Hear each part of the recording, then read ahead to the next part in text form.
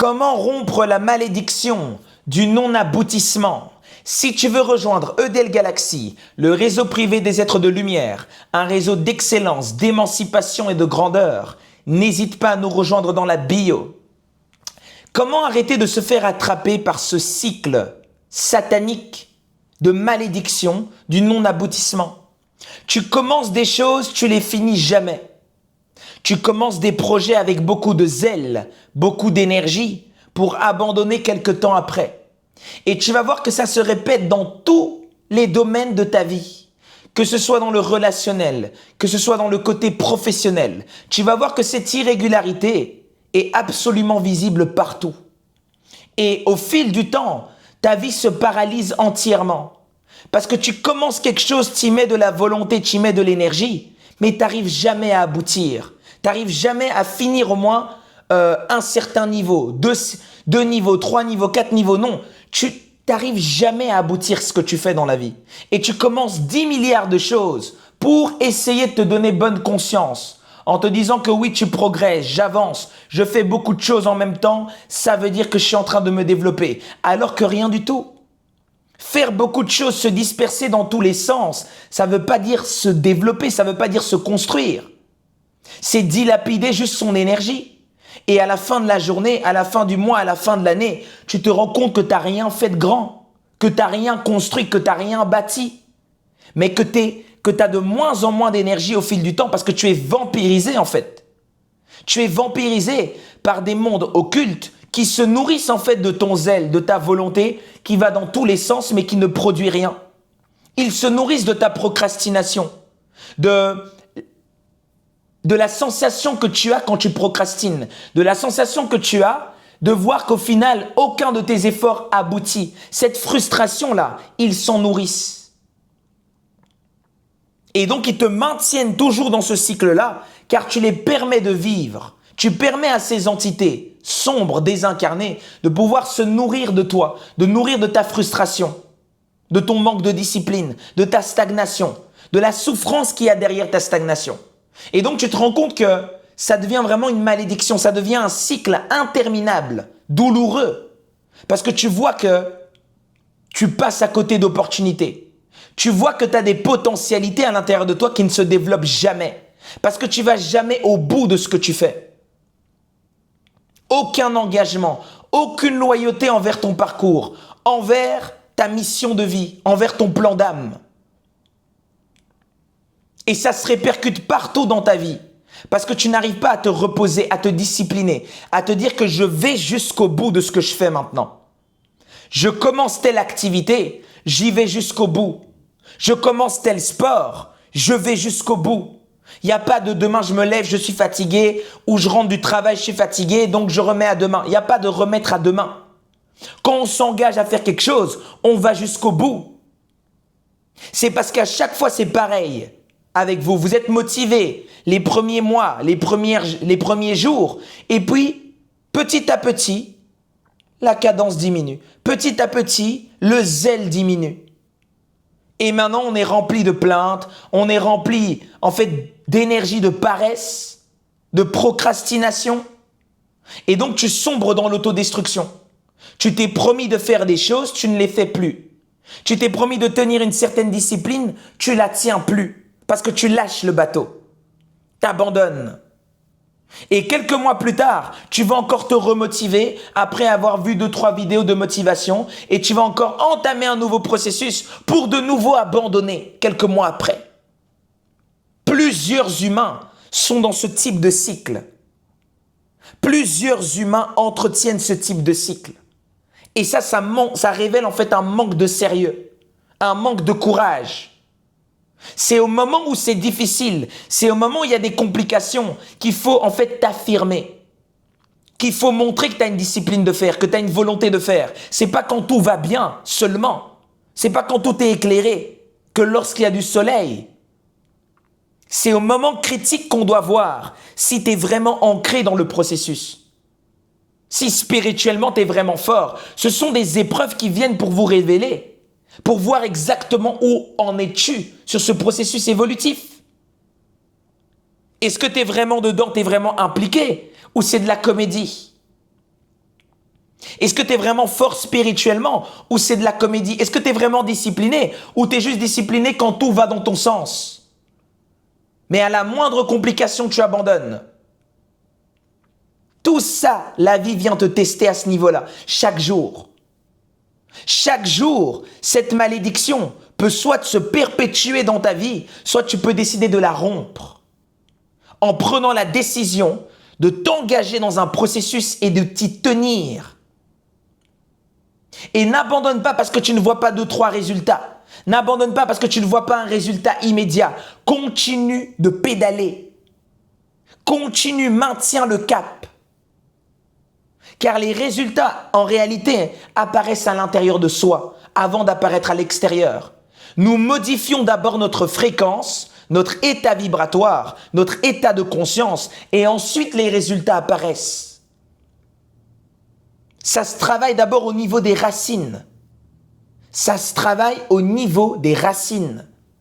Tu dois d'abord t'ancrer, te solidifier. Tu dois utiliser les événements catastrophiques de la vie pour justement affirmer ta flamme, affirmer ton identité, parce qu'ils sont là pour ça. Les événements de la vie sont là pour te révéler, pour te pousser vers le stade supérieur ou pour te maintenir ou même pour te faire régresser. Pour te faire même régresser. Parce que si un événement vient et tu n'arrives pas à en comprendre la leçon initiatique, tu ramasses la claque du siècle et tu régresses, t'abandonnes. Tu te retrouves dans la catégorie des lâches qui commencent des choses et qui ne finissent jamais. Dans la vie, on ne peut pas avoir cette mentalité de ne jamais aboutir ce qu'on commence et penser qu'un jour, tu vas avoir de belles choses, de beaux fruits dans ta vie. Ça n'arrivera jamais. Si tu n'es pas en mesure de garder le cap pendant des années, de garder une cadence pendant des années, une discipline pendant des années, tu ne construiras rien. La spiritualité, c'est pas une mode, c'est pas un effet de mode. C'est pas quelque chose qu'on fait juste comme ça pour passer le temps. La spiritualité, c'est la base de ta vie, c'est la base de ton existence. À travers la spiritualité, tu comprends absolument tout. Tu comprends absolument tout sur ta famille, tout sur ce qui t'arrive, tout sur ce que tu dois faire, produire, construire, ce que tu dois ajuster à l'intérieur de toi. La spiritualité t'offre énormément de clés chaque jour pour ça. Mais combien d'entre vous avez abandonné cette écoute de votre voix intérieure? Combien de fois, au lieu d'écouter ta voix intérieure, tu as plutôt écouté les influences du monde qui t'ont maintenu maintenant dans des cycles de destruction, de perdition? Combien de fois ta voix intérieure t'a clairement dit « on ne fait pas ça » et t'as quand même été? Et tu t'es donc retrouvé dans le trou. Parce qu'à chaque fois qu'on n'écoute pas sa voix intérieure, c'est là où on se retrouve dans des problèmes. À chaque fois qu'on n'écoute pas son intuition, on n'écoute pas le divin qui nous parle, qui nous alerte sur des événements, qui nous alerte sur des personnes, sur des situations. C'est à chaque fois, à ces moments-là, qu'on chute. Parce que quand tu as des appels, quand tu as des ondes qui te sont envoyées par ton âme, qui t'avertit de ne pas faire certaines choses ou de faire certaines choses, si tu n'obéis pas, sache que la catastrophe va arriver. Quand tu n'obéis pas, sache que la gifle va arriver, la claque va arriver. Vous devez être en mesure de revenir à l'écoute de votre dialogue interne, le dialogue de votre intuition. Qu'est-ce que mon âme me dit? Qu'est-ce que mon âme me demande de modifier? Est-ce que c'est vraiment être une personne digne, lumineuse? Quand je commence quelque chose et je le finis jamais.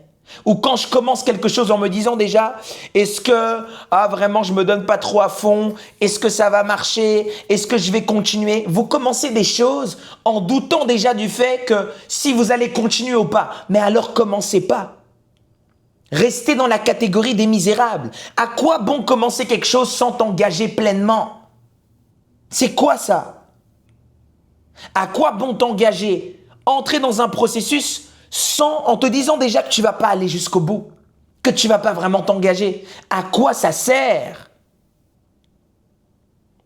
C'est vraiment en fait un comportement de perdant. C'est vraiment les gens qui commencent des choses, jamais pour aboutir en fait.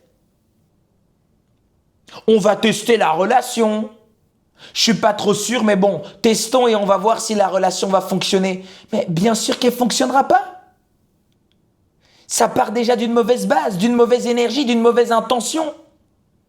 Commençons ce projet, hein. J'ai l'impression que ça fonctionne, j'ai l'impression que ça fonctionne chez les autres. Bon, on va voir ce que ça donne. Tu penses que tu vas aller loin comme ça? Tu penses que tu vas construire quelque chose de grand en te comportant comme ça? Ce sont des attitudes de gamin. Vraiment, d'enfants inconscients. Pas d'enfants lumineux, d'enfants inconscients. Et vous procédez de la même manière dans absolument tout ce que vous faites. Dans tous les domaines, tu es irrégulier. Commence, t'arrêtes. Tu vas là-bas, t'arrêtes. Tu vas tester là-bas, t'arrêtes. Et vous appelez ça expérience pour soi-disant vous donner bonne conscience. Non, c'est de l'abrutissement. Parce que même une expérience, avant de la faire, nous devons la faire avec conscience premièrement. On doit d'abord jauger si l'expérience, on est tenu de la faire ou pas. Est-ce qu'on doit vraiment expérimenter ça ou non? Ça aussi, ça révèle d'une certaine sagesse intérieure. Je ne vais pas tout expérimenter pour voir les effets derrière. J'apprends aussi des expériences des autres. Je suis aussi en mesure de voir que telle expérience, j'ai vu les effets catastrophiques que ça fait chez d'autres personnes. Donc, je ne vais pas plonger dedans pour moi aussi expérimenter. Ça, c'est vraiment en fait un enfantillage. Quelqu'un a expérimenté la drogue. Tu as vu ce que la drogue a produit dans sa vie. Et toi, tu vas te dire que bon, je vais aussi expérimenter pour voir vraiment, pour apprendre la sagesse derrière la drogue. Non, là, c'est te comporter comme un idiot. Et c'est ça qui te maintient également dans des cycles de destruction. Dans des cycles en fait incohérents. Ta vie part totalement en vrille. T'aboutis jamais rien. Tu te compares aux autres. Au lieu de mettre de la conscience, mettre de la lumière dans ce que tu fais au quotidien, tu vis comme un mouton, tu vas à gauche, à droite, tu suis absolument toutes les influences qui existent. C'est pour ça que tu n'arrives pas à rester droit sur une voie. Quand on est dans tous les sens comme ça, quand on est tellement irrégulier, c'est parce que justement on ne pose pas le regard au bon endroit. On ne se regarde pas, on ne s'analyse pas, on n'entre pas en profondeur, on ne connaît pas son identité. Et donc, on se retrouve sur plusieurs chemins à la fois. Et au final, aucun de ces chemins nous amène vers une paix intérieure, vers un bonheur intérieur.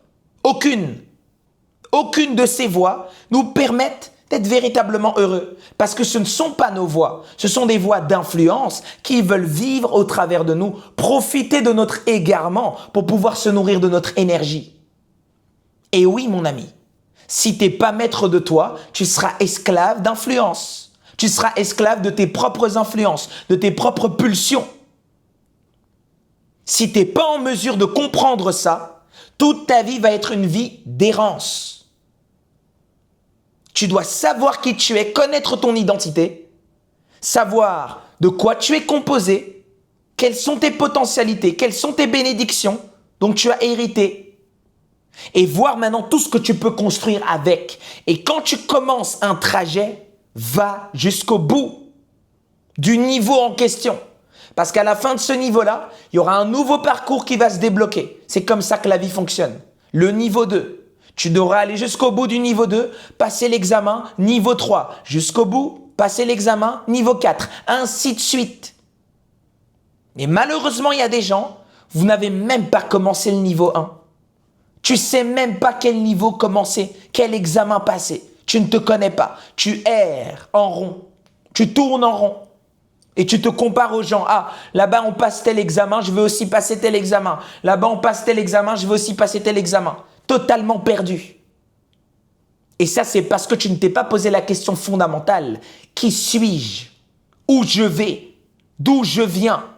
Qu'est-ce que j'ai en moi? Qu'est-ce que je combats? Qu'est-ce qui me combat au quotidien? Qu'est-ce qui me combat? Qu'est-ce qui veut prendre possession de moi?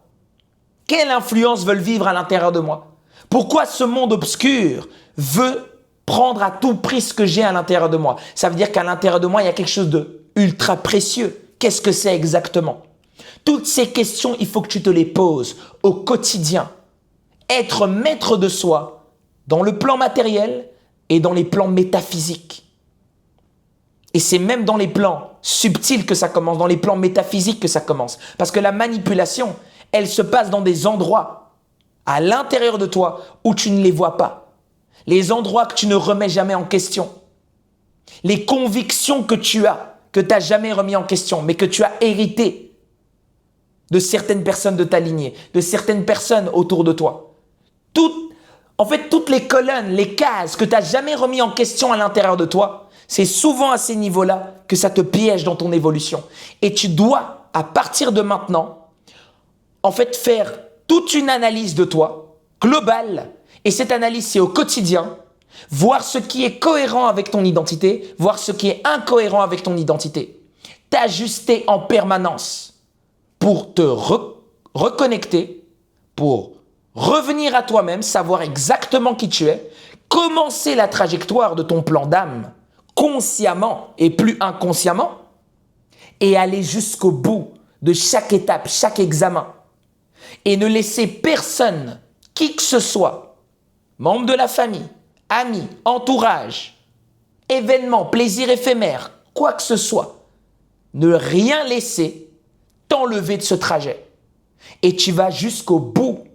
Tu ne t'arrêtes jamais de pédaler. Et là, tu vas voir des résultats extraordinaires apparaître dans ta vie. Et tu auras réussi à briser ce cycle de malédiction, du non-aboutissement. Prends soin de toi et à la prochaine. Ciao, ciao.